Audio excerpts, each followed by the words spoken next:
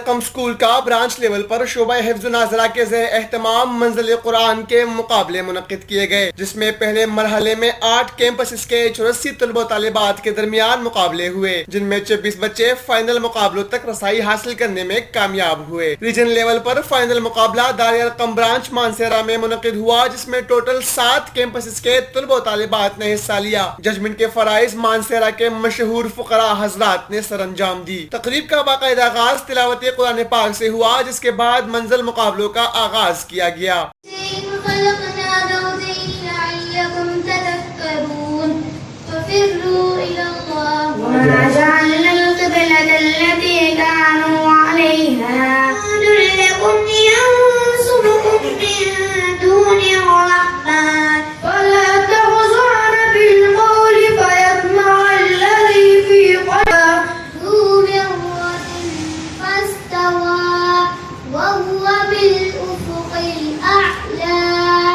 Region سطح پر منزل مقابلوں میں پہلی پوزیشن مانسہرہ کیمپس کے دانیال نے حاصل کی، دوسری پوزیشن کاغان کالونی کیمپس کے حیدر، جبکہ تیسری پوزیشن ہری پور کیمپس کے عبیرہ گل نے حاصل کی۔ پوزیشن لینے والے طلبہ طالبات میں انعامات بھی تقسیم کیے گئے، جو رواں مال لاہور میں منعقد ہونے والے نیشنل مقابلوں میں حصہ لیں گے۔ کیمرہ مین سرمد صدیقی کے ہمراہ شیراز احمد شیرازی، کے ٹیلی ویژن، مانسہرہ۔ اے میرے پیارے بابا جان، میرے دل میں ہے ارمان، میں بھی مدرسے جاؤں گا، بنوں گا میں حافظ قرآن۔